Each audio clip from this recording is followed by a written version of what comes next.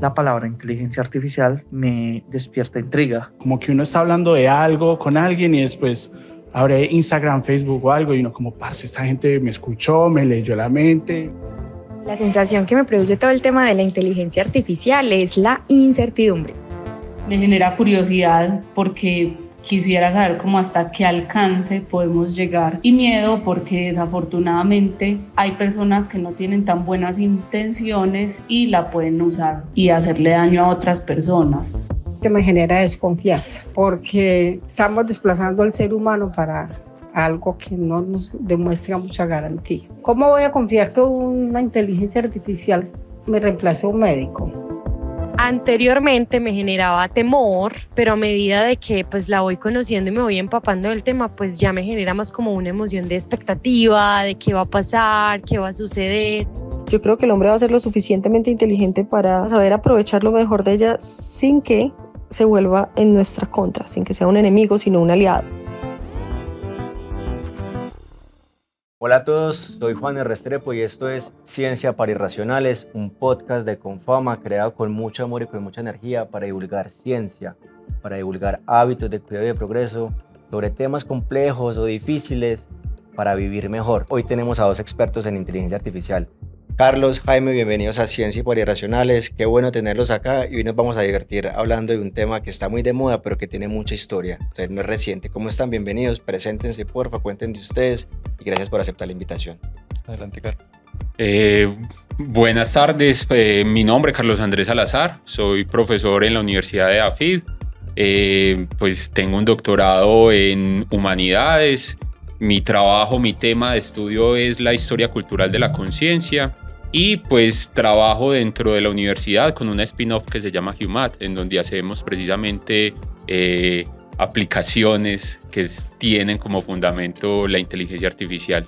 Okay. Y definitivamente sí, se identifica uno con todas las observaciones y con todos los comentarios que acabaron de hacer los invitados, porque yo creo que la inteligencia artificial, en la medida en que se posiciona como una noción y como un tema novedoso, pues genera incertidumbre, genera miedos, genera, digamos, puntos de vista que se presentan como en oposición o a favor del desarrollo.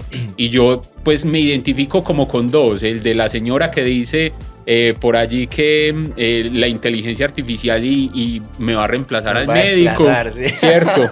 O con la otra que dice que el problema es quién es dueño de la inteligencia artificial, okay, y hasta qué punto, digamos, esos objetivos que se traza para posicionarse como marca o como producto pues terminan siendo pues irrigados o popularizados o comienzan a circular poniendo a nuestro favor todos estos algoritmos. Hola, muchas gracias por la invitación. Hola a todos. Soy Jaime Riascos, soy profesor ocasional de la Institución Universitaria de Envigado. Allí lidero la investigación en el área de interacción hombre-máquina. Actualmente estoy cursando un doctorado en Ciencias Cognitivas de la Universidad de Potsdam en Alemania y mi trabajo pues, tiene mucho que ver con la robótica y el desarrollo de todos estos algoritmos de inteligencia artificial. Ingeniero mecatrónico del ITM, también tengo una maestría en Ciencias Computacionales de la Universidad Federal Rio Grande do Sul en Brasil.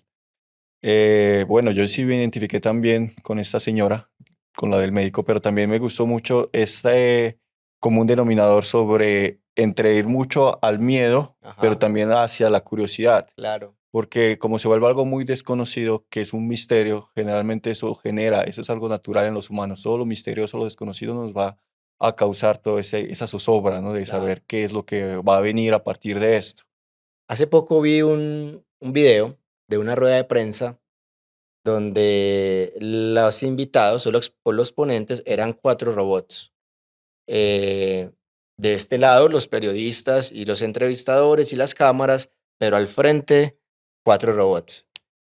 Y se me quedó en la cabeza la imagen de que esa era la inteligencia artificial, pero sé que no es así, pero sé que así también mucha gente lo está viendo, como un robot que habla, un robot que sirve, un robot que te acompaña, que asiste, pero eso no es la inteligencia artificial. Entonces la pregunta para los dos inicial sería, ¿qué es inteligencia artificial y qué no es inteligencia artificial? Yo creo que hay que empezar planteando digamos, este asunto de que esto se vuelve como una especie de feria, de circo, pues, Sí. y ¿En qué sentido? Contanos. quienes hacen ética, por ejemplo, en Europa, criticaron mucho ese panel, ¿Vos lo viste? porque sí, tuve la oportunidad Ok. como de ver unos apartes y la crítica directa es a que popularizan una idea sobre inteligencia Claro. artificial que realmente no es, y Claro. digamos se prestan periodistas, se prestan científicos, se prestan políticos para hacer circular ideas pues a propósito de lo que es,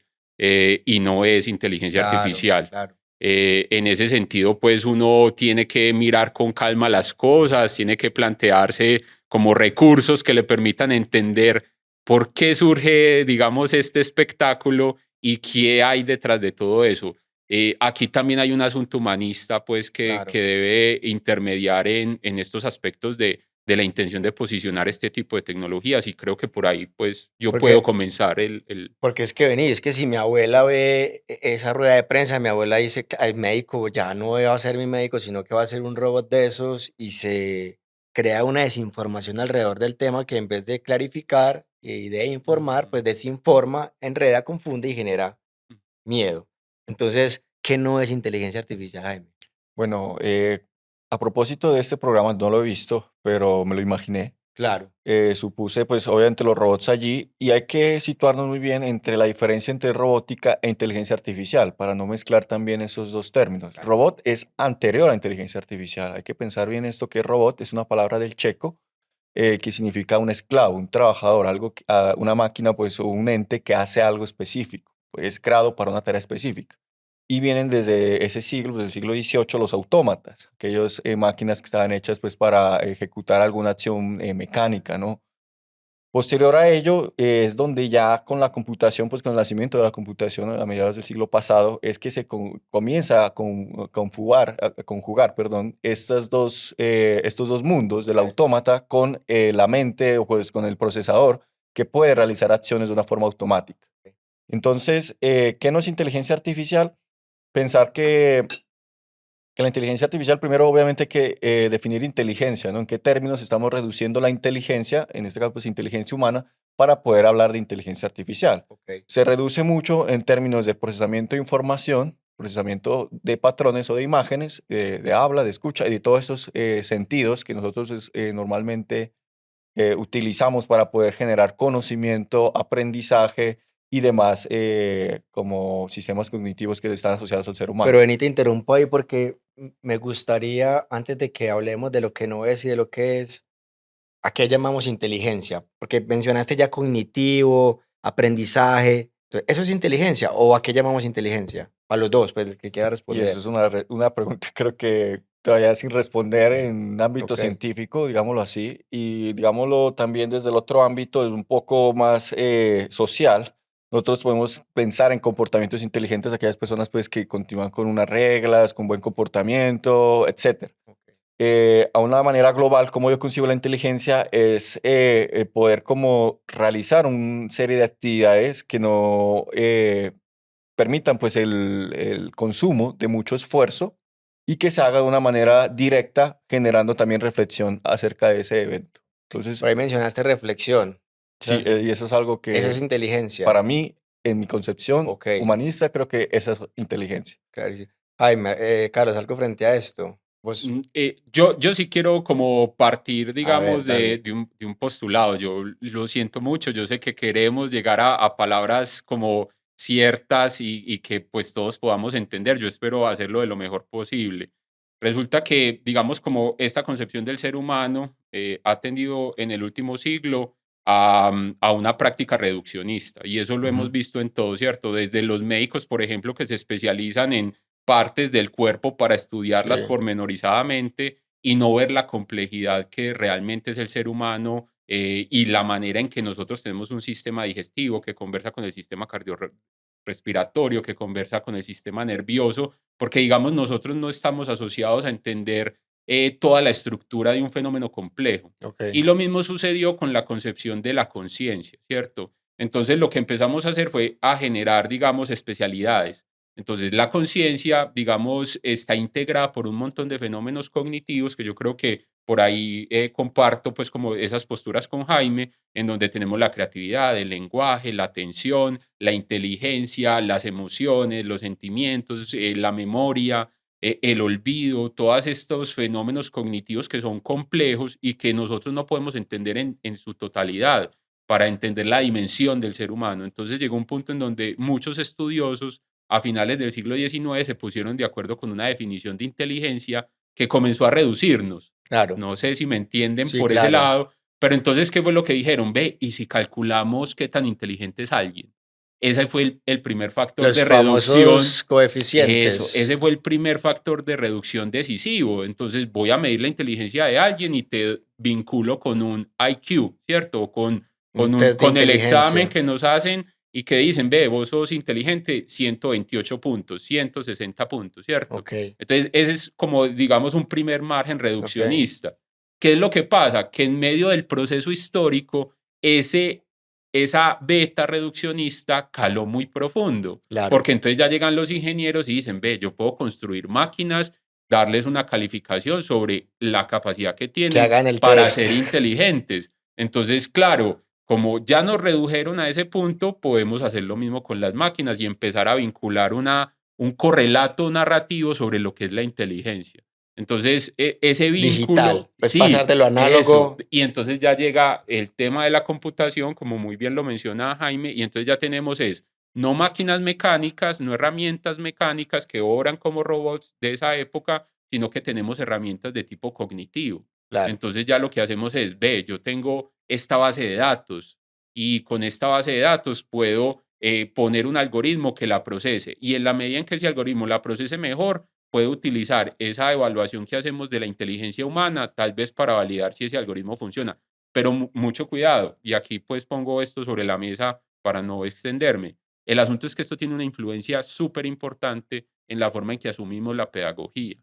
Y eso es Listo. lo que nos pone en crisis ante, digamos, el uso de herramientas de inteligencia artificial, no solo en el aula, sino por parte de los estudiantes y como instrumento de evaluación de los profesores. Listo, pero lo que ustedes me están diciendo, y si estoy entendiendo bien, es que los hombres o la humanidad lo que está haciendo en este momento es tratar de llevar un concepto o una definición de inteligencia a un mundo mecánico, computacional, digital, de silicio. Eso es lo que está pasando. Estamos creando una réplica de nuestra inteligencia en este lado. ¿Es así? Para ir Sí, entendiendo. es correcto. De hecho, esto nace justamente con el test de Turing, ese artículo de 1954, si no estoy mal. Que hay una película muy famosa, ¿no? Sí, el código Enigma, pero ahí hablan sobre la máquina de Turing. Ok. Pero el test de Turing es justamente que ahora mismo todavía lo utilizamos en los websites cuando nos piden si no somos o no humanos. El Sí, los checklist. CAPTCHA. Exacto, eso viene a partir de ese artículo que justamente busca intentar generar una serie de preguntas para descifrar si el que está respondiendo es una máquina o es un ser humano. Ok. Entonces, parte desde allí y justamente se alinea con estos modelos reduccionistas. Comienza allí a partir de esos trabajos a desarrollar una serie de algoritmos que buscan imitar muchos de los procesos cognitivos del ser humano. ¿Y Ok. cuáles son esos procesos? El aprendizaje, el procesamiento de señales, de lectura, escritura y demás. Esto se sofisticó de tal manera que evidentemente ahora tenemos máquinas muy avanzadas que pueden procesar muchos volúmenes de datos en un tiempo muy corto y tomar decisiones. Claro. Pero viene desde ese punto inicial de poder replicar ese comportamiento de un sistema cognitivo humano específico. Claro. Porque si le hablamos también inclusive de cómo funciona el cerebro, todos esos, digámoslo, mecanismos internos que tenemos en intercambio de información, procesos fisioquímicos, de neuronas y demás, todo eso no se ve tan directamente en estos algoritmos. Simplemente es un modelo matemático que se quiso reducir para poder hacerlo en una aplicación. Ok. Y hago un paréntesis muy importante y es que aquí ya se bifurca las dos inteligencias, la inteligencia artificial fuerte y la inteligencia artificial débil. La débil es aquella que busca justamente replicar y crear estos modelos matemáticos que acabo de mencionar. Y la Ok. fuerte es aquella que busca justamente pensar en cuál va a ser ese impacto que van a tener las máquinas en el desarrollo de la conciencia humana. Es decir, cuál es el papel que tienen las inteligencias, o en este caso la inteligencia artificial, en la concepción general que tenemos nosotros de humanidad y de inteligencia como un todo. Sigamos un poco relatando la historia de la inteligencia artificial. Dale, dale. Si quieren, yo puedo complementar Dale. parte de lo que dice Jaime. Claro. Digamos que desde la perspectiva histórica, aquí hay un momento, pues digamos que hay una relación muy interesante entre lo que este tipo de máquinas cognitivas, pues como para darle un nombre, Listo. hacen soportados en la matemática. Entonces, Ok. aquí yo sí quiero como poner el ejemplo más sencillo que Por puede favor. existir. Es decir, hay modelos matemáticos muy complejos, los que ustedes se quieran imaginar, ¿cierto? Hay modelos matemáticos que incluso le enseñan a uno en ingeniería de control en la Universidad Nacional, que uno dice, ¿qué es esto? Por Dios, sobre procesos estocásticos, mundos complejos y un montón de cosas, pero realmente hay modelos muy pequeñitos, lógica matemática que se incorpora, digamos, a lógicas de aplicaciones en el celular. Sí. Como por ejemplo, tener una instrucción sencilla en donde la instrucción es, mire, cada 3 meses repórtele a esta persona que tiene unos recuerdos fotográficos de un paseo que hizo. Ok. Esa es una instrucción lógica básica. ¿Por qué? Porque eso quiere decir, cuando el tiempo sea igual a 3 meses, despliegue unas fotografías, ¿cierto? Ujú. Entonces, digamos que en ese sentido, cuando se implementa una lógica matemática en un algoritmo, pues proporciona, digamos, esa sensación de que parece que el algoritmo hubiera pensado en mí y me estuviera transmitiendo sencillamente ese recuerdo de Ujú. hace 3 meses, ¿cierto? Ok. Lo que comienza a pasar en ese momento, que es muy interesante con Turing y con quienes desarrollaron las redes neuronales Sí. en ese primer momento, es que ellos empiezan a pensar a través de esas lógicas muy simples, una lógica que de hecho, pues, aristotélica, la más simple de todas, sino que empiezan a afianzar esas lógicas en procesos algorítmicos y computacionales que nos explotan, Claro. digamos, Ahí en cierto nos sentido. estamos acercando al presente, pues, ¿cierto? Ahí todavía estamos en Los ese 50. sí, estamos en la génesis, Los en ese primeros días de la mediados, inteligencia sí, en esos artificial. mediados del siglo pasado, que es, pues, que se Y calcula, pues, digamos, en ese proceso entre guerras incluso, en donde Claro, obviamente hay financiación muy fuerte de claro. parte de los gobiernos para poder empujar al máximo el desarrollo de esta tecnología Claro, computacional. claro. Ahí hay unos intereses que están planteados y que por eso es Inglaterra, Estados Unidos y Alemania quienes comienzan a consolidar un Pero conocimiento sobre esto. entonces, para conectar lo que ustedes dos nos acaban de relatar, se me viene a la cabeza un ejemplo que pudiera servir, y es que en ese código Enigma, lo que hace la máquina es tratar de descifrar un mensaje oculto que se envía de tropa a tropa. ¿Es así, cierto? sí, Es decir, la película se hace famosa porque esa primera inteligencia artificial, no sé si se llama así o podemos llamarla así, lo que hace es tratar de descifrar un código Enigma y desbaratar al enemigo. Si mal no recuerdo, de eso se trata la es película. correcto. Esta es una máquina de estados finitos, lógica combinatoria. eh, la criptografía busca justamente cambiar algunos caracteres para poder cifrar un mensaje. Ok, Se hacía a mano, pues obviamente, y lo que la máquina de Turing lo que buscaba era justamente automatizar el proceso, generando miles de combinaciones para saber cuál es el era mensaje. posible. Entonces allí, Los primeros días entonces de esta historia es esa. sí, puede comenzar por allí, como una génesis, llamémoslo así, y luego vienen los sistemas conexionistas que justamente generan esas conexiones de aquellas operaciones algebraicas elementales, que lo mencionó aquí Carlos muy bien, de poder desarrollar un conjunto de operaciones a partir de esas reducciones de operaciones simples. Ok, Esto se demora 30 años en desarrollarse, porque realmente la tecnología no estaba para desarrollarse, pues para resolver uno de estos algoritmos. ok. Justamente nace la computación en los 80 y empieza a proliferarse mucho más y comienza nuevamente a traerse a colación todos estos algoritmos para ver, bueno, ya hay una forma de resolver esto, Sí. ya viene la parte de los transistores, que podamos nosotros Los comenzar a procesadores. desarrollar esos procesadores que nos generen una solución, digámoslo así, factible a estos algoritmos que planteamos hace tanto tiempo atrás. Ok, Y, po- y dale, sigamos. digamos que, ¿por qué no no hablamos, o sea, hasta acá hemos hablado muy matemáticamente, ¿cierto? ¿Por qué Pero no es- hablamos de inteligencia Ujú. artificial, digamos, para ese periodo de tiempo? Porque lo que concebimos en la actualidad como inteligencia artificial es la integración de múltiples sistemas, ¿cierto? Ok. Que tienen como fundamento un modelo matemático. Pero ¿qué es lo que pasa? Y que tú tocas allí algo muy importante de la película y que hablamos de este tema entre guerras. Lo que pasa es que también a nivel histórico está surtiendo efecto un proceso que tiene que ver con que se nos complejizó mucho el mundo. Es decir, hay unas grandes ciudades, Sí. hay unas guerras mundiales, hay un intercambio de información masivo y yo ya no puedo, digamos, procesar esa cantidad de información como lo hacía antes, ¿cierto? Yo ya Claro. no puedo pensar simplemente en un telegrafista enviando información, sino que yo tengo una fila de 100 personas, tengo que mandar estos 100 mensajes ahora mismo, entonces, ¿cómo automatizo, digamos, ese proceso que se vuelve masivo?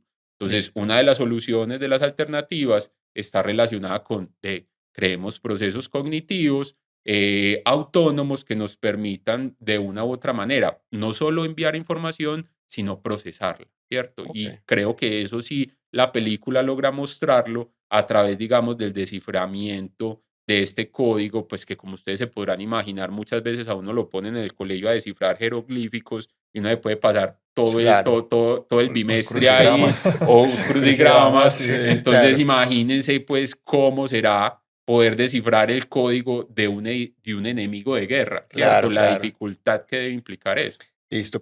Sigamos la historia, ¿cómo llegamos al presente entonces?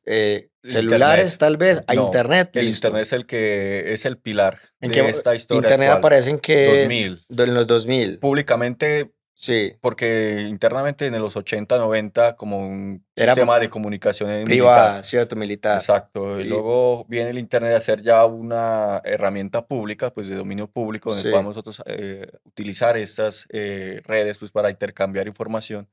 Y esto crece de forma exponencial de tal manera que necesitamos ya grandes computadores para poder albergar gran conjunto de información. Pero a lo largo de ese conjunto de grandes cosas también vienen los grandes algoritmos. Y ahí es donde vienen estos tres pilares de lo que nos sustentan hoy en nuestra revolución digital. Porque hablando ya en términos ¿Cuáles son los de 3 pilares entonces, Jaime? grandes conjuntos de datos, Sí. grandes sistemas de procesamiento, los computadores Sí. grandes y los grandes algoritmos que puedan Ah, eso es lo que utilizarse. tú acabas de llamar, Carlos, sistema. Sí, Ese es ya el sistema que se integra. correcto. Sí, Ok. él allí está mencionando, pues, Y qué pena podemos decirlo en Big Data, podemos eso. decirlo computador cuánticos o En computadores español, grandes. para que nosotros los Sí, irracionales y entendamos. el Deep Learning. Esas serían como las otras Sí. tres formas de decirlo. Ok. Sin No, tener que incluso mencionar. pues sencillo también es como pensar correos masivos, Listo. ¿cierto? Estás metiendo la metáfora Sí, ya para entenderlo. servidores que son como digamos esos grandes computadores que él menciona y el asunto de que aquí ya no me sirve una lógica aristotélica, pues ya no me sirve pensar en sumas y restas. Yo tengo un ejemplo como muy sencillo para poder ilustrar los tres pilares de los que nos habla Por Jaime, favor. ¿cierto? Ese ejemplo tiene que ver con lo que pasa en las empresas, por ejemplo, cuando lanzan una convocatoria de recursos humanos. Resulta que yo soy una empresa, lanzo una convocatoria, estoy buscando psicólogo. ¿Qué es lo que pasa con la persona que hace la selección de personal? Le llegan 1.000, 2.000 hojas de vida de psicólogo, ¿cierto? Entonces, ya, ¿qué es lo que pasa? Que ya no utiliza uno al papá para que le lleve la hoja de vida de estas formas Minerva, sino que obviamente lo bombardean a uno a punta de correos. Claro. Uno recibe 1.000 correos y obviamente uno no tiene el tiempo para procesar la lectura de esos 1.000 correos y poder terminar teniendo un resultado específico sobre cuál es el candidato. Entonces, en ese sentido tenemos la digitalización de la información que se vuelve masiva y que nosotros podemos utilizar a favor de ese procesamiento de esa gran cantidad de información, un algoritmo que nos permita priorizar, ¿cierto? Decir qué candidato cumple con ciertas especificaciones o características. Ahora, ¿dónde sucede el hecho de que tengo mucha información y proceso con un algoritmo específico? En algo que nosotros conocemos como los servidores. Entonces, nube. cuando Jaime habla, digamos, de esos grandes computadores, no está hablando del computador que uno compra en 1.000.000 de pesos, sino que estamos hablando de computadores gigantes que parecen mucho más, digamos, una nevera y que en ese sentido pues tienen la capacidad de procesar esta gran información y almacenarla, Ok. ¿cierto? Entonces, cuando hablamos de inteligencia artificial, digamos de una forma pura y dura, sin pensar en los grandes sistemas de inteligencia artificial, estamos pensando en la integración de estos sistemas, algoritmos, grandes almacenamientos de datos y procesamiento de esos datos. Listo. Solamente para recordar, estos sistemas de servidores son computadores que están alojados en algún lugar del planeta, pues son muchos los lugares donde se encuentran. Es lo que se conoce como la nube. Que es, algunas personas Ok. dicen, bueno, ¿qué es la nube? Que Es la tiene nevera ese, al final. exacto, que tiene ese concepto abstracto de la nube, que y voltean al cielo a ver cómo, y claro, y que los iconos también Son una nube. son una nube. Es ese lugar físico en donde están alojados grandes máquinas, grandes servidores y grandes computadores Para realizando ese almacenamiento, ese procesamiento de forma remota. Entonces Y, nosotros consumimos esos servicios. y yo creo que pues qué pena, para Dale, dar dale. cierre, como digamos, a esta historia que estamos planteando, y desde mi perspectiva, y yo creo que Jaime aquí me puede aportar bastante, que tiene que ver con la historia de la conciencia y a la par el desarrollo de la inteligencia artificial, la conciencia humana y la inteligencia artificial o los computadores por el otro lado, sí suceden muchas cosas que son ingredientes para que pase este fenómeno durante ese periodo de finales del siglo pasado. Ok. Y tiene mucho que ver con la creación de componentes electrónicos, ¿cierto? Ok. Digamos que en la película, por ejemplo, ya que tenemos ese Qué caso, referente. tenemos estos grandes mecanismos de computación que, como ustedes vieron, se parece mucho más a una máquina de tejeduría, de Claro. fabricato, Sí, que sí, a sí. los computadores modernos. Claro. Entonces, digamos que gran parte del avance también en términos ciertos sobre De lo que pasa es componentes. que De... descubrimos nuevos semiconductores, logramos, digamos, poner esos semiconductores La Materiales. y nanotecnología. disminuir, digamos, esa dimensión que ocupan dentro de este tipo de mecanismos. Pero ¿qué pasa? Que en paralelo comenzamos a generar unas metáforas que asociamos al cerebro. Y esto es, para mí, pues está en el fondo de mi proyecto doctoral y por eso, pues, para mí es muy importante mencionarlo. Y es que muchas de las metáforas que comenzamos a construir sobre el cerebro, ¿cierto? Sobre cómo funciona el cerebro, tiene Ok. una relación directa con la tecnología que está en punta. Entonces llega un Ok. punto aquí en donde hay un neurobiólogo, neurocientífico canadiense de apellido Hebb y dice, mire, ¿sabe cómo funciona una neurona? Una neurona funciona como un relé y un relé es como una especie de pequeño componente electrónico. Y esta metáfora es maravillosa porque complementa, digamos, esas metáforas con las que hemos asociado cómo funciona el cerebro y la memoria. O sea, siempre hemos dicho que la memoria es como un tablero, que la memoria es como un disco duro, que la memoria es como una biblioteca. Y lo mismo sucede con la conciencia y con el sistema nervioso. ¿Cómo funciona el sistema nervioso para los científicos del siglo XIX? Como una red de comunicación Claro, telegráfica. claro. Mientras que para nosotros, la metáfora que se perpetúa es el hecho de que el cerebro tiene una similitud a cómo funciona un computador. Es una metáfora. Listo. Quiero que entiendan que como metáfora tiene sus deficiencias, pero nos permite acercarnos un poco a esa concepción de cómo funciona. Listo. Entonces, estamos más o menos en el 2010. Es correcto. Listo. Eso. ¿Cómo llegamos al 2023? ¿Qué pasó en estos 13 años para que tantas emociones como las que escuchamos ahorita surjan? ¿Qué pasó para que hoy haya incertidumbre? ¿Qué pasó para que hoy haya tanto miedo? Para que muchas personas tengan miedo de que su médico desaparezca o que perdamos nuestros puestos de trabajo por un robot. ¿Qué pasó entonces en esos 13 años y cómo llegamos a donde estamos hoy? Bien, quisiera comenzar diciendo que la tercera revolución industrial, que parte con la informática en los 80, eh, termina justamente del 2010-2012 con la nueva revolución que es la digital, la que nos Sí, encontramos ahora mismo. Sucede que en estos años ya son más evidentes los usos de Internet, con las redes sociales, la generación de contenido informático se volvió masivo y esto, a su vez, con la liberación de todos esos equipos de cómputo para el uso cotidiano de las personas. Y también en el mismo camino, ese desarrollo de diferentes algoritmos que utilizan toda esta información. Entonces, en el 2012, disponibilizaron para todas las personas el uso de estos grandes modelos para aplicaciones cotidianas y aplicaciones que cualquier persona puede utilizar hoy en día. Entonces vemos que ya los grandes laboratorios de desarrollo de software, de desarrollo de algoritmos, están liberando todos sus códigos, todas sus aplicaciones para cualquier persona pueda integrarlas en sus aplicaciones cotidianas y generar así mayor información. Esto trae algo muy importante y es la democratización del uso de todas estas tecnologías. Algo que es muy distinto con las anteriores revoluciones. ¿Por qué? Porque en la primera, la segunda, la tercera, quien tenía acceso privilegiado a estas Grandes tecnologías poderes. eran los grandes poderes o las personas que estaban desarrollando esto, los científicos, ingenieros, los que estaban ahí involucrados. Yo siempre digo en mis clases de inteligencia artificial que todos y cada uno de nosotros somos parte de esta revolución digital, porque generamos contenido en nuestros celulares, en nuestra navegación internet como tal, que esos datos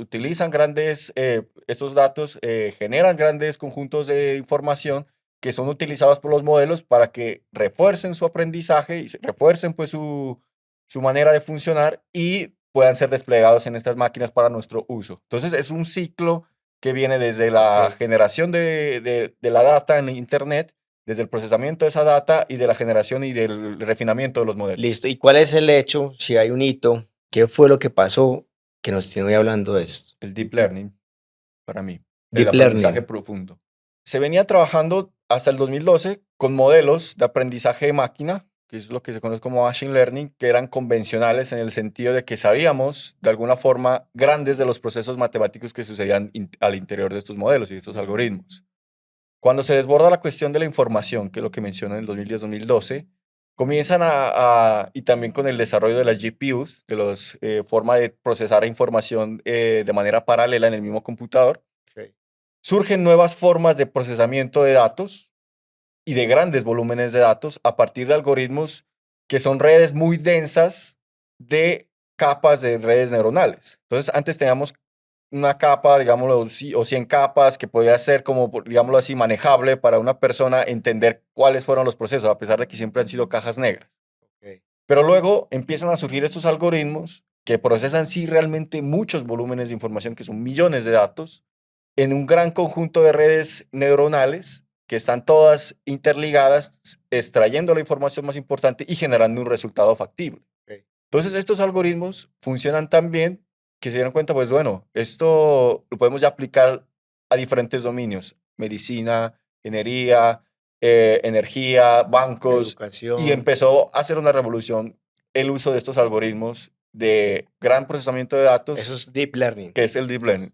Entonces, y claro, al ser masificado, es que ya se empieza a quebrar pues ese horizonte de cómo estábamos utilizando hasta ese entonces los modelos. Es como una revolución dentro de otra. Sí, efectivamente. Y ¿Algún ejemplo ahí, Carlos?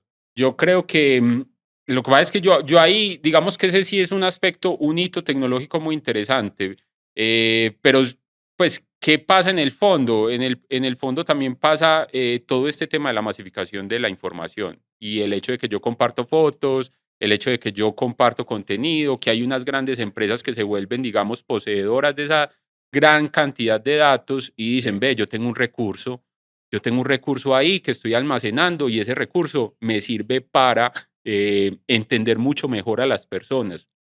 Yo creo que eso, pues obviamente como las entiendo, si son datos masivos utilizando algoritmos de deep learning, pero lo que sucede es que estamos en medio del florecimiento de Twitter, pues para el 2010, en medio del florecimiento de Facebook, en medio del florecimiento de Apple, en medio del florecimiento, pues digamos, o ya posicionamiento de Amazon como el e-commerce mundial. ¿Y qué es lo que está haciendo esta gente? Esta gente está acumulando datos, ¿cierto?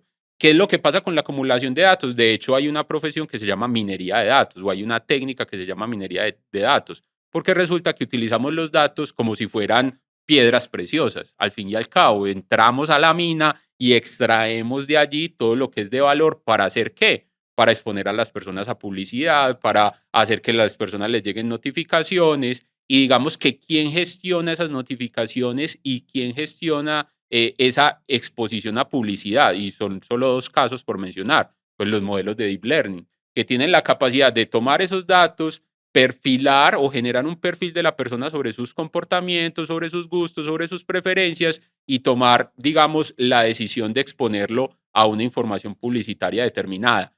Los grandes apalancadores de todo este desarrollo, todo eso hay que decirlo, pues para que se vuelva pues se democratice esta tecnología, son estas grandes corporaciones. Pero no lo hacen como por democratizar algo, sino obviamente por permear. Bueno, Y, o ahí hay sea, dos perspectivas. ¿o Qué qué? pena, Jaime. Ahí hay dos perspectivas. Por un Eso lado, no se hace de una obviamente manera están las como corporaciones que altruista. obviamente yo intento sacar provecho de los datos que recolecté, ¿cierto? Pero hay unas plataformas como Amazon, como Salesforce con Heroku, como Blue Ocean, que son proveedores de servicios. En ese sentido, ellos como proveedores de servicios que son muy difíciles de adquirir para personas como nosotros, ellos nos venden pedacitos de esa, digamos, de esa capacidad instalada computacional. Entonces, yo puedo entrenar un modelo de deep learning, tocar la puerta a Amazon y decirle, venga, déjeme poner mi algoritmo aquí por un momentico, yo le pago el servicio y en ese sentido, pues, sí hay como una especie de democratización, de acceso a las capacidades Ok. instaladas que dan estos Pero listo, recursos. no nos vayamos para las corporaciones, sino al presente de nosotros, los seres humanos individuales comunes y corrientes que estamos escuchando y viendo este podcast. ¿Qué sucede en el 2023 con ChatGPT y esas plataformas que ponen este tema como en mesa de conversación casi de todos los países? ¿Qué pasó ahí? ¿Por qué se da ChatGPT? ¿Quién es el dueño de eso? ¿Cómo funciona? No Eh, quiere hablar de corporaciones. no, son corporaciones, no sé, no sé, ¿son corporaciones las dueñas de esto? ¿Quiénes son? Le ¿O quién toca. es? Bueno, ¿qué sucede? ¿Qué son? Son modelos grandes de lenguaje. Ok. Este es un área que se llama el procesamiento del lenguaje natural, así lo quisieron Es un llamar, área de la de la inteligencia inteligencia artificial. artificial que busca justamente a partir de también de este mismo conjunto de algoritmos de redes neuronales, poder tomar el lenguaje de una manera simbólica, que pues obviamente sí que lo es, para poder atar toda esta información del discurso, del habla, de toda esa parte del lenguaje escrito, y poder así generar unos modelos que puedan replicar ese comportamiento del ser humano en la escritura y en este caso pues también en el habla. ¿Cómo funciona? Bueno, eso se resume básicamente a lo que hemos venido hablando. Procesar, vienen capturando seguramente datos Millones de de datos. muchas partes y de muchos idiomas, pero justamente hay una, digámoslo así, un gran asombro, ¿verdad? Un gran asombro sobre Ok. el potencial que tienen Ese estas puede ser el tecnologías. detonador, el asombro alrededor de esa Sí, capacidad de procesar pero información y datos. en realidad es un factor que era predecible, llamémoslo así de esa manera, dentro pues, de esa comunidad científica que ya estaba acostumbrada a ver ya avances de este tipo de aplicaciones desde hace Sí. mucho tiempo, pero que rompe ese paradigma de que quedarse en el círculo académico para salir al círculo, digámoslo así, social, círculo del cotidiano. Ok. Y evidentemente cuando las personas no están preparadas, porque eso fue simplemente, mira, está esta herramienta, le preguntas cualquier cosa y te lo da, lo vieron como si fuera un oráculo divino que va a solucionar todas Ok. las dificultades que yo veo en mi día a Y en día. eso estamos, pues. Ahí Y en este momento estamos justamente en poder decirle a las personas, pues que claro, esta tecnología existe y que es normal que tengamos miedo, como pasó cuando estaban introduciendo los carros. Ahora vamos a morir todos atropellados porque como andábamos a caballo, que era más seguro, ahora los vehículos seguramente nos van a causar esto. O también pasó pues con el teléfono Ok. y que pensaba pues que el telegrama o las cartas iban a desaparecer. Efectivamente, estas tecnologías como ChatGPT y todas las demás, nos deben ayudar en nuestro trabajo cotidiano a ser mejores. No nos van a reemplazar, estamos muy lejos todavía de ser reemplazados. ¿Por Ok. qué? Porque simplemente esto está haciendo un modelo abstracto dentro de un computador y hace falta algo muy importante para poder ser reemplazado y es el cuerpo. Ok. Nosotros podemos tener conocimiento realmente del mundo es a través de la experiencia corporal, a través de ese procesamiento de nuestro ser a través del cuerpo. Ok. Y eso el robot está todavía muy lejos de tener. Los robots que están muy avanzados ahora mismo con cuerpo y con este sistema de algoritmo de procesamiento de grandes conjuntos de Sí. datos, duramente puede abrir una puerta Ok. o saltar o hacer toda esta parte, digámoslo así, cotidiana de nuestro cuerpo. ¿Por qué? Porque Pero no será cuestión de tiempo que tengan, posiblemente, pero y hay de muy que, poco tal vez. y hay Y de que muy buenos editores de video. También. Ok, ok. Y hay que entender que esto tiene una raíz y es que, claro, como veníamos de la historia que estábamos comentando ahora, veníamos de ese procesamiento de información, de Sí, pensar justamente, como lo decía con la metáfora, de la mente como un computador.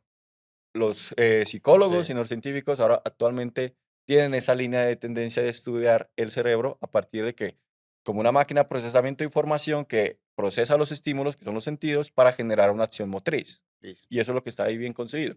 Pero incluyendo ahí el cuerpo, ahí es donde ya la máquina realmente no va a poder tener esa revolución y ese miedo se vence. Ahí, o por lo menos para mí, por mi parte, ese miedo caduca cuando yo entiendo de que el cuerpo todavía tiene unas facultades que la máquina no puede comprender a cabalidad. Les voy a hacer una pregunta para que ya empecemos a emerger del presente y nos vayamos un poquito para el futuro. Alguien me decía en estos días, como que Juanes, ese podcast de ciencia irracional, para irracionales con inteligencia artificial va a estar muy bueno, pero va a tener muy poca vigencia porque es que la inteligencia artificial va súper acelerada, es inevitable y estos temas que estamos conversando hoy, de pronto en un año ya no estén o no sean los que están de moda. ¿Ustedes qué piensan de ese comentario que me hizo ese amigo? ¿Y cómo ven el futuro entonces de la inteligencia artificial de aquí en adelante? Em, en la inteligencia artificial ya contamos su historia, pero no dijimos algo muy importante, y es que Adelante. la inteligencia artificial ha pasado por 2 inviernos ya. Es Ok, decir, el desarrollo de tecnologías llega a un punto en el que se suspende, pues, precisamente porque no existen, pues, los dispositivos, los componentes necesarios para llevar a buen término el desarrollo de las ideas, por ejemplo, de los matemáticos que elaboran unos algoritmos súper tesos, súper lindos, pero que a la hora de poderlos implementar se vuelve muy ok. complicado. Y eso puede que esté pasando Nosotros ahora. vamos a llegar, ahorita está emergiendo, digamos, este tipo de tecnologías a las que llamamos inteligencia artificial generativa, que están pues obviamente sustentadas por la masificación de chats como el de ChatGPT, pero ahorita nos vamos a enfrentar a un nuevo invierno y es que de nuevo vamos, digamos, a rebasar a nivel de capacidades instaladas lo que pueden hacer este tipo de modelos. Es decir, A ver, no en vano existe la preocupación por el desarrollo de un computador cuántico con ok, urgencia, porque resulta que las capacidades que nos dan los computadores, que como conocemos en la actualidad y que sí. funcionan con electricidad, no van a dar abasto ni con la cantidad, digamos, de datos, ni con la capacidad que tienen estos procesadores. Les pongo un ejemplo. Nosotros en EAFIT tenemos el computador Apolo, que es un supercomputador, está integrado por diferentes servidores, decir, por diferentes neveras, y, por ejemplo, allí llegan científicos que están estudiando problemas de metagenómica y ese computador se puede demorar hasta 1 año o 2 En descifrar. procesando toda la data que requieren, digamos, problemas O complejos sea, como el de lo que nos metagenómica. estás diciendo es que hay una capacidad humana de crear soluciones matemáticas o retos matemáticos que todavía no somos capaces de soportar en la tecnología o en el hardware que tenemos hoy disponible. Y la capacidad, digamos, de almacenar cada vez más datos. Ok, También hay un llamado, pues yo quiero que aprovecho este espacio, que quiero que sepan, también hay un llamado a que nosotros reduzcamos nuestra huella de carbono digital, ¿cierto? ¿cómo lo Porque hacemos? desde esta perspectiva nosotros acumulamos fotos, videos, textos, archivos que no volvemos a ver, Compramos, ¿cierto? yo pago en la Y nube. todo eso termina resguardado en un servidor, pero independiente de eso, pues obviamente yo puedo hacer procesos de eliminación de esa información, pero lo que sucede es que tenemos mucha. Entonces, ¿cómo hago yo para poder integrarla, procesarla y presentarla? Eso, digamos, hace parte de ese invierno que se viene. Y hay otra causa de ese nuevo invierno, y es todo, digamos, todo lo relacionado con marcos de regulación ético, Ok, interesante. marcos regulatorios y marcos, digamos, La pregunta de ética. posicionamiento ético de este tipo de herramientas. Listo. Y hablando de marcos normativos y de ética, ¿cuáles serán entonces los alcances de esta inteligencia artificial generativa, que parece un segundo piso, y creo que hay un tercero que es la superinteligencia? ¿Cómo ven eso? ¿Por qué hay el temor a que esa inteligencia siga avanzando, se siga tecnificando, que encuentre computadores cuánticos? ¿Cuál es el miedo que surge ahí? ¿Que nos reemplacen en términos de inteligencia y de conciencia? Podemos hablar de conciencia artificial, en un futuro? Tendríamos que definir primero qué es conciencia y esto estamos todavía muy Todo lejos. reduccionista. Sí, Pero entonces les quiero preguntar para que nos vayamos un poco para el futuro, conectando cuáles son los retos y las limitaciones que tiene también la inteligencia artificial y qué puede pasar en los siguientes años. bueno, estoy de acuerdo con esos altibajos que va a tener cualquier tecnología, no solamente la inteligencia artificial, pasa en todas las ciencias. Eh, Sucede que hay cuestiones importantes que se deben dialogar alrededor de todo ese desarrollo, ¿no? El que tenemos actual y el que viene. Sí. Primero, la robótica va a ser cada vez más parte de nuestra sociedad. Y hay que empezar a regular, como lo menciona aquí muy bien Carlos. Y sobre todo esa regulación tiene que ser basada en sociedades, no solamente, digámoslo así, anglosajonas, que han siempre liderado ese desarrollo, sino también pensándolo desde este hemisferio sur, cómo todas esas tecnologías realmente están afectando a todas las sociedades. No debe haber, de alguna forma, una segregación digámoslo así, en cómo se está aplicando esta norma o no a partir, pues, del desarrollo tecnológico. En un futuro, yo podría concebir que las máquinas van a ser cada vez más cotidianas y estaría pues de forma, digámoslo así, abierto a pensarlo como asistentes, como personas que están allí. El asunto es de que estos robots, inclusive desde la ciencia ficción, que ya creo que más adelante vamos a hablar un poco de eso, se han visto inmersos en distintas, digámoslo así, distopías, en donde van a tomar el control, en donde Ajá. realmente van a sobrepasarnos, en que bueno, van a reemplazar en los trabajos, Terminator, pues, para poner otra película ahí. entre tantas, muchas Claro. que existen, pero hay Robocop. también la parte, inclusive desde el otro lado de la cara de la moneda. Vemos otras películas donde muestran un poco el lado humano, humanista de las máquinas. Sí. Por ejemplo, todas las películas que han sido inspiradas en la obra de Isaac Asimov, ¿no? Que Ok. fue uno de los, digámoslo Asimov. así, escritores de ciencia ficción que proyectó muy bien a la robótica en el sentido de verle también. Yo, por ejemplo, el robot veo como una transmisión de humanismo. O sea, el robot yo lo veo como, no quiero verlo como ese esclavo, porque la robótica nos ha permitido también desarrollar destrezas en muchos ámbitos de la ciencia. Ok. Por ejemplo, llegar a lugares que no han sido fáciles de explorar por nuestra misma limitación física. Y a eso voy, es decir, pensemos a los robots como esas herramientas que nos pueden a sustentar todo ese gran conjunto de actividades cotidianas que realmente pueden ser tediosas o que por nuestra limitación física no las podemos desarrollar. Pero a su vez, no necesariamente tiene que ser eso como digámoslo así, el punto de partida para que algo nos reemplace. Va a estar muy difícil que nos reemplace de cierta forma, tanto por muchas capacidades que son meramente humanas, reflexión, crítica, intuición, bueno, hay tantas otras, digámoslo Claro. así, como factores que son difíciles de encontrar en una máquina y que va a ser muy difícil desde el punto de vista computacional implementar. Estamos todavía muy lejos y realmente Ok. teníamos que generar un modelo ahí sí de nuevo reduccionista de la conciencia, pero estaríamos reduciendo. Ok. Entonces no habría como forma de tener un miedo mayor Bacano la invitación, a Jaime. que ¿Cómo lo ves vos, Carlos?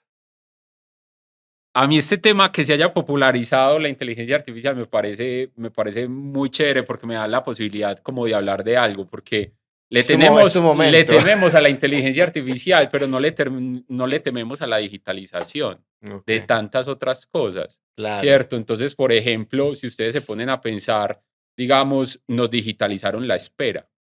Es decir, uno, por ejemplo, ya se sienta en un centro comercial y si se tiene que encontrar con alguien, uno le digitalizaron la espera porque uno siempre está en contacto con el celular. Pocas veces uno ve a alguien esperando en un centro comercial mirando a otras personas. Nos digitalizaron la espera, por ejemplo, Rappi. Es decir, uno pide el domicilio y le ponen el mapa interactivo La moto, ¿en y dónde está? cierto, ¿qué produce la digitalización de la espera? Mucha frustración. Y a eso sí no le tememos, ¿cierto? No le tememos a sentir frustración con, digamos, expresando un fenómeno tan humano como esperar. Pero ahorita llega una inteligencia artificial que nos sorprende porque hace fotos bonitas, pero realmente no le tememos como a todos los otros aspectos O de sea, la hay unos temores más digitalización. grandes, Hay ¿crees unos vos? temores mucho más grandes, la toma de decisiones, el formularse preguntas. Ok. Es decir, Google por mucho tiempo, quienes tienen el autocompletar en Google, pues Google te está condicionando la pregunta que quieres formular. Tú pones una palabra y de una Google te da la baraja de preguntas posibles.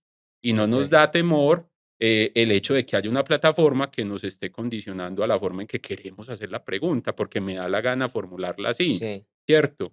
Entonces, para mí este momento es muy apasionante porque he tenido eco para decir ese tipo de cosas, Claro, ¿cierto? claro. Porque Por tu ahorita, formación y tus intereses claro, académicos, pues, claro, claramente. y hay unos asuntos fundamentales del ser humano que sí fueron ya reemplazados o que sí están en ese proceso, digamos, de transformación por cuenta de la digitalización.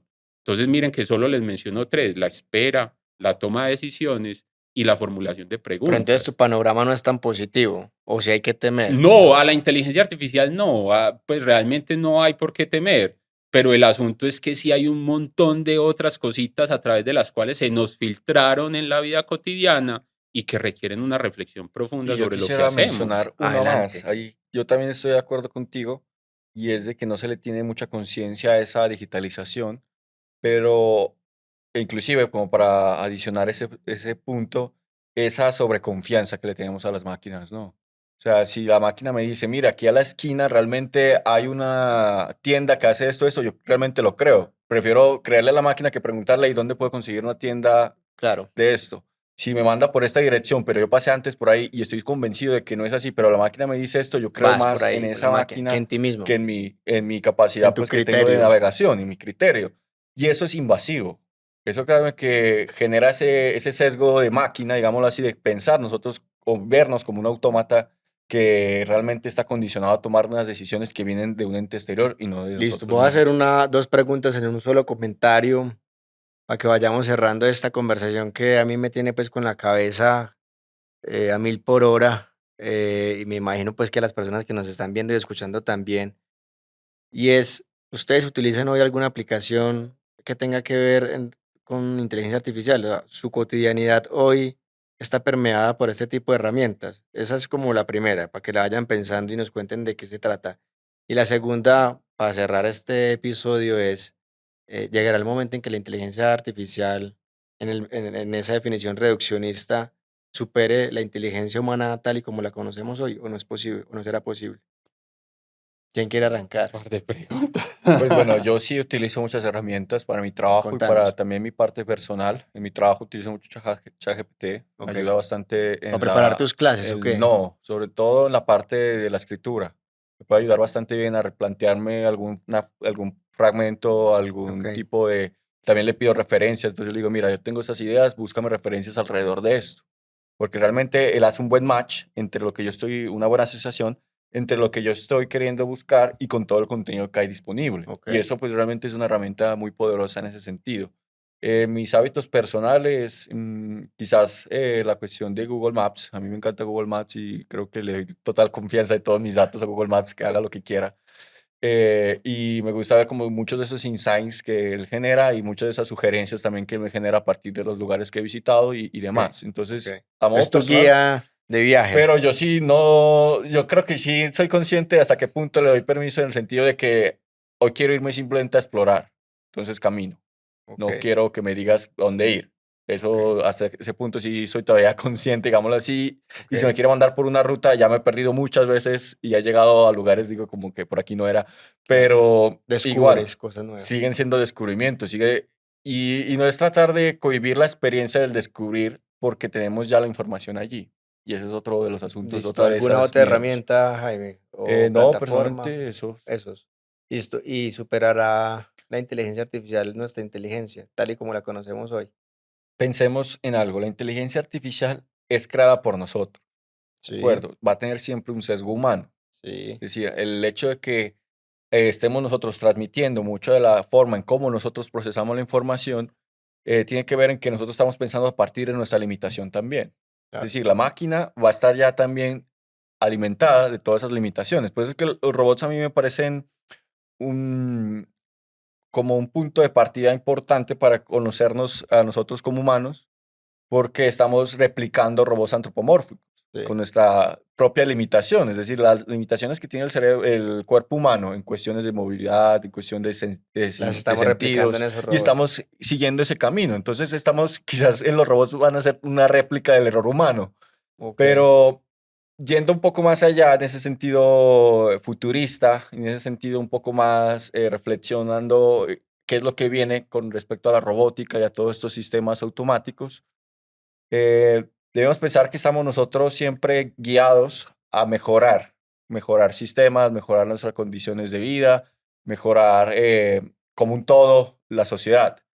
Y estas máquinas deben estar pensadas en pro de esa mejora. Entonces, no en una superación, porque estamos quizás pensando en un modo como de competencia, Sí, ¿verdad? Sino más bien claro. un modo comunitario, ¿no? De que hagan parte y sinergia Solidario. de nuestro día a día. Perfecto. ¿Y vos, Carlos? No, yo la verdad no he tenido pues como la posibilidad de utilizar ninguna herramienta de estas de inteligencia artificial generativa, pero pues hay que reconocer que existen, que son reales, que incluso pues necesariamente cuando uno entra a un diario o hace una consulta en Google, pues al final hay un modelo matemático que está permitiendo que todo suceda de manera natural dentro de esos entornos digitales. Algún día me acercaré, por el momento, digamos, yo quiero resistirme, igual que me resistí al celular por mucho tiempo. Pero De ya hecho, yo lo caíste. dejo de mucho. No, constantemente sufro abandonos del celular, la verdad, sí hago ese proceso. Mi familia, pues, de alguna manera no está muy de acuerdo con el Claro. asunto, pero pues digamos que es una forma de ser, pues, ¿Y particularmente dónde está porque Carlos? No, este mes no tiene no, este celular, mes no ¿no? tiene celular, o esta semana, o este fin de semana. De hecho, pues para que sepan, mi celular se dañó hace 4 años, no le entran llamadas, entonces, Ah, qué y maravilla. no he hecho nada por arreglarlo. Pero les cuento una anécdota, es decir, yo fui asesor comercial Ok. en Carvajal luego de que salí de la universidad. Sí. Y digamos que sí pasó algo muy, muy, muy fuerte, porque pues mi negación al celular, yo la tuve que adoptar, pues digamos, Por en el trabajo. momento en el que entro a Carvajal.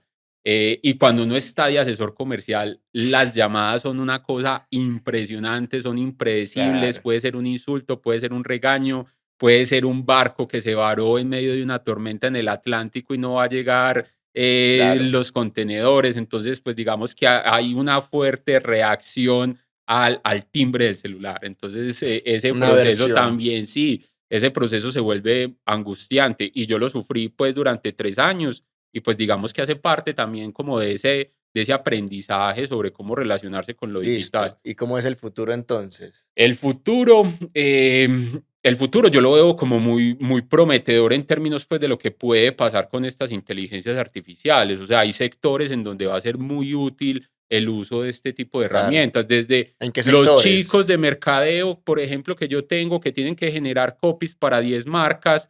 Yo siento que tienen en GPT una herramienta que va a ser fabulosa como para que puedan Tremendo. descargar parte de sus responsabilidades y generar con más confianza contenidos en ese sentido. Pero si uno piensa en el sector salud, digamos que para los médicos el uso de una inteligencia artificial que les ayude a procesar las historias clínicas de los pacientes para identificar enfermedades o patrones epidemiológicos que no habían logrado hacerlo sin el uso de esa herramienta, puede funcionar En perfectamente, ¿cierto? educación, por En ejemplo. educación, digamos que yo en educación sí tengo como resistencia A ver.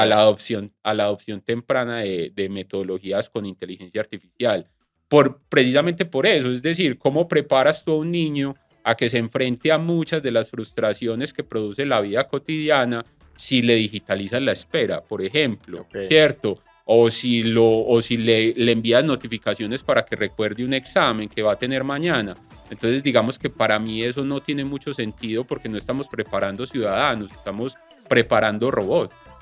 ¿Sí me Sí. entienden? Entonces es como que la convergencia de esta metáfora que construimos termina siendo pliegue hacia lo que queremos que Muy sea un ser interesante. humano, Muy ¿cierto? interesante. Entonces yo creo que hay movimientos y particularmente en este asunto de la ética que respaldan el hecho de que hemos estado equivocados. Es decir, que llevamos 15 años digitalizando a los niños con mucho esfuerzo, pero que realmente ese no es el camino que deberíamos tomar para generar buenos ciudadanos. Interesante, interesante porque lo que estás buscando o lo que estás proponiendo es aún más educación humana, sobre todo en esas edades tempranas, para poder afrontar y hacer las preguntas éticas necesarias a esa tecnología. Muchas gracias por vernos, por escucharnos. Esto es Ciencia para Irracional, es una creación de Confama, el Laboratorio de Hábitos y de Ciencias del Comportamiento. para que pensemos, conversemos sobre temas difíciles, pero de una manera sencilla y natural.